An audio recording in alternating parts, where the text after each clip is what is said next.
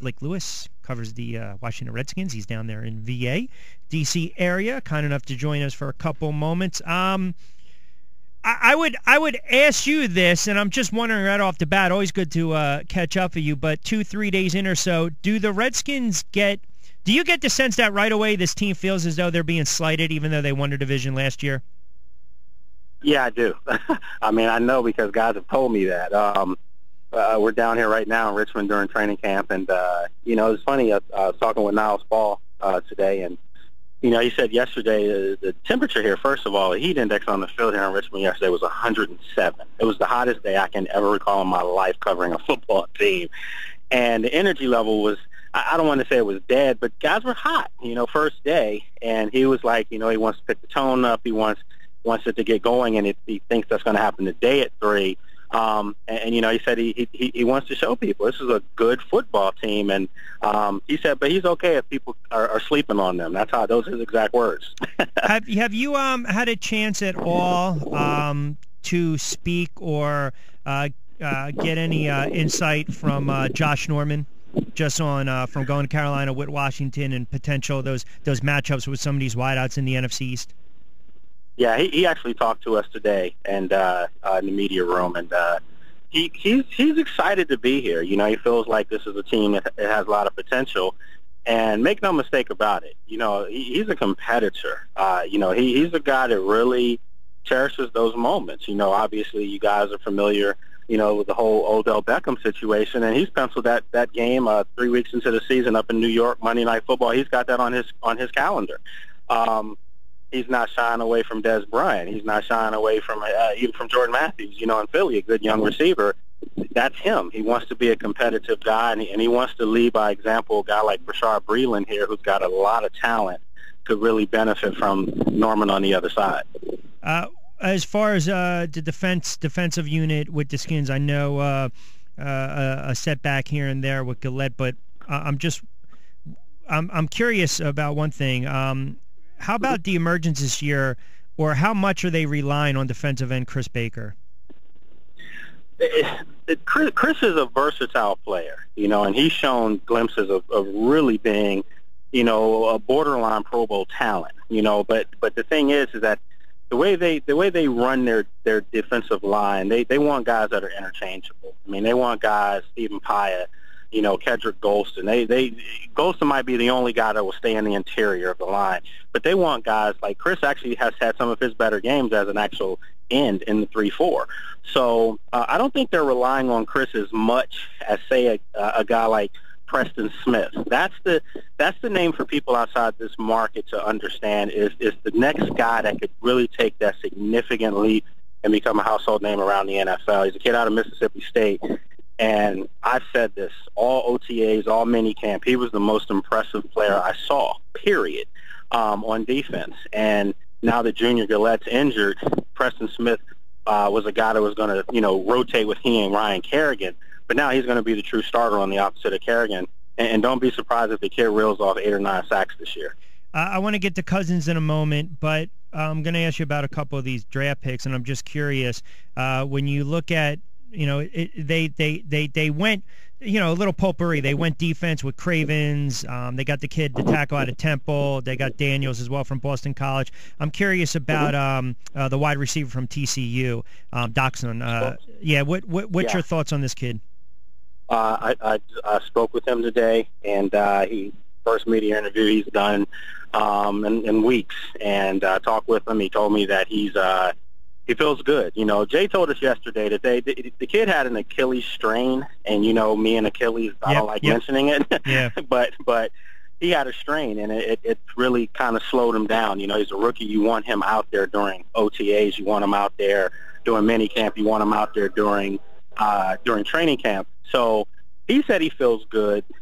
Jay Gruden said yesterday it's more precautionary measures. They could throw him out there, but they want to make sure he's 100% and that it doesn't aggravate itself again. I do apologize with the train going by nearby the facility. So, but he was a guy that showed me a lot. I know it's rookie mini camp, right? And I'm not talking about him going one-on-one against guys. I'm just looking at him from a sheer talent standpoint. He runs nice routes, catches everything near him, and he's a former basketball player. His vertical is like 47 inches, and when you see the ball in the air, it's a sight to behold to see him go up and get the ball, something that they haven't had. They haven't had a big possession receiver in a while. So if he can be healthy, I just think the dynamic that he could give them, especially like in the red zone with Pierre Garçon and Deshaun Jackson, of course, people up there know who that is, and then Jordan Reed, who's really on the verge of becoming, maybe save for Gronkowski, a household name in the NFL. Is Niles Paul in danger of getting cut because of his injuries? Absolutely not. Absolutely not. He's healthy. He actually participated all through OTAs and minicamp. So no. Niles Paul is going to be the number 2 tight end here. Okay. That's just the way it is. And I think he and Jordan Reed give them an element that they haven't had here in a long time. He's a 4-5, 4-4 type tight end. Vernon Davis still, as an old man, still runs a 4-3. Right. So they're looking to do some special things, and everything is down the field this year. So they just want to be more dynamic, give Kirk Cousins more weapons. And, Jamison Crowder is another young kid who's their true slot guy. Had 59 catches as a rookie last year. He looks impressive right now. So I know it's all optimism. It's early training camp. But this is a football team, to go back to your initial question. Yes, they feel very, very underrated. And they just want to let the season take care of itself and see where they are at the end of the year. You mentioned some of the wideouts, and you're right. I mean, Crowder really emerged last year, second-year pro out of Duke, but they're wideout heavy. I mean, obviously, it's going to be a numbers game with some of these guys, whether it's Showers or Ross or Harris or, you got the vets in there and Deshaun Jackson and Garçon, as you mentioned, and Crowder. I mean, it does seem they're very top-heavy from the wideout position. What are one or two of the battles, or who do you think is going to solidify maybe that 4th or 5th wideout role? Man, I got to say this. Only my friend Rich Quinones will know these type of names. I've been on so many other shows. And they can't give me anybody after the top 3-4 guys we just talked about.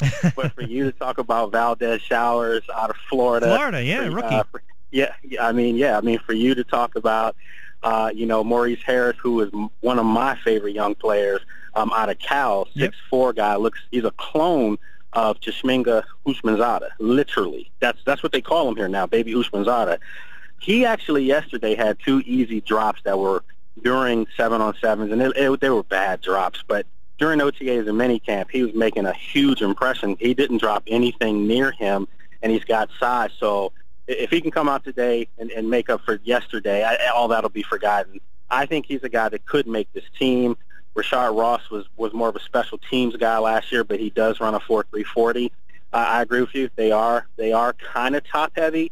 But I do think the younger guys could give them added depth if needed. Don't forget about Ryan Grant as well, third-year player out of Tulane that Jay Gruden absolutely loves. Lake Lewis joined us for a couple moments, 30 past 1 o'clock hour on a Friday. Does a great job with Sports Journey Radio, Sports Journey Network. Down there doing some anchoring in D.C., covering the Skins as well, covering the NFL. I guess the expectation going forward now with this offense, with healthy players, we mentioned with the Garçons and the Jacksons and the emergence of Reed and whatnot and Crowder, and then a confident Kirk Cousins. What is really the realistic expectation of this offense this year? I mean, do they believe they can be a, quote, explosive offense and put up 25, 26, 27 points a game? You mentioned they want to stretch the field, which tells me they're going to, I don't want to say let Cousins rip it, but if it's there, hey, take some shots and it's okay. Yeah, I mean, even the backs that they have, they have speed guys. Matt Jones at 6'2", 235, 240, and every bit of every inch and pound I just said, he's a mammoth dude. He runs a low 4.4. I mean, he's a fast guy, and he can catch out the backfield. Chris Thompson out of Florida State, who the team's very high on coming back this year from an injury-free last year, really made some big plays for them. He's a guy that has that step back and a pep in his walk, so he's like a 4.3, low 4.3 guy. So they're going to pass the football. Make no mistake about it. When Jay Gruden first got here, people were a little upset because they knew it wasn't going to be the old smash mouth Joe Gibbs type setups and of that nature. This was going to be more of a high octane offense, and I think they truly feel like now they have all the pieces in place to be able to go toe to toe with anyone in the league offensively. the big question for them, as every team in the NFC East is, which team's going to have the best defense? Because whoever's defense ranks highest as far as at the end of the year, I guarantee you that's the team that wins the NFC East. I think the team that wins the NFC, if you look statistically, it was the worst division when it came to rushing the quarterback and sacks last year. And again, you mentioned some of the injuries with the Skins, some of the issues with the Cowboys. The Giants spent a boatload of money, and then you bring in Schwartz with the Eagles, and now they go 3-4-4-3, and they've got some ball hawks and some guys that can get to the quarterback, and Cox and Curry and whatnot. You got to be able to get to the quarterback, and you got to win in December. And if you do that, you do it 9 out of 10 times, 9 out of 16 times, 10 out of 16 times, chances are you're winning the division. I mean, that's just the way I look at it. 100%. All these offenses, even the Eagles' offense, is going to be able to do some things. I mean, it's just the Eagles' offense probably will be the slowest offense out of them, because I do think that they'll be the one team that it will make a true dedication to running the football first before passing it. That's Peterson's pedigree. That's where he's coming from with KC. They're going to run the football. You know, if you're Ryan Matthews, you're licking your chops because you're going to get a boatload of carries this year. Darren Sproles is going to get a lot of touches this year. So, but with that said, defensively, the Eagles still, to me, have some work to be done. You know, defensively in New York, they went out and made all the big splashes free agency-wise. Olivier Vernon and Jenkins, you know, as a corner, and those are great moves for them. But sometimes it takes a little bit of time for all that to gel and mesh. And then with Dallas, they're a wreck right now. You know, half their defensive line, starting line, they're suspended. You have the Gregory situation come up. They're just a mess right now defensively, and I'm not sure if they improved themselves before those guys weren't suspended. So I look at the Redskins, and I do say this. I'm not sure about the defensive line right now. Yeah, I still feel like they have Kedrick Bolston as their D tackle. Kedrick's one of the most likable guys you ever meet. He's a true Redskin, been here forever. But he's up and he's long in the tooth now, you know. So at the same time, maybe they're trying to have him as a professional hold his time until one of the younger guys come up. I do like the rookie Ioannidis out of Temple. I like him quite a bit. They don't have a lot of depth, Lake, though. They don't have a lot of depth in that linebacker spot. They don't. You know, this is the thing. 2 names to remember linebacker, and they just jump off the page at you. A rookie and a second-year player who was on the practice squad last year. McLuhan found these guys. One is named Lyndon Trail, 6'7", 270 linebacker, and he's a former basketball player. He's not the bulky guy. He's sleek, but he's long and fast off the ball. And then on the other side, there's another guy, Willie Jefferson.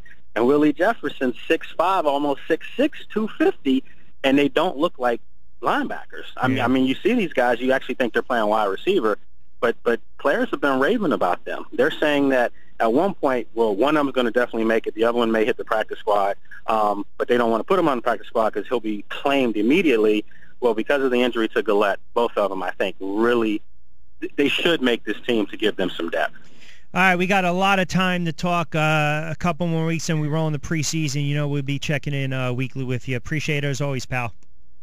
All right, man. I appreciate it. And I apologize to your listeners. Couldn't be on the last couple of days. No worries. It's busy time, man. You know how it is. Yeah, I appreciate it. You know what? Nothing with hustling and bustling, brother. I appreciate it. Okay, take care, guys. You got it. Lake Lewis, and, of course, great follow on Twitter, @Lake Lewis, Skins Insider.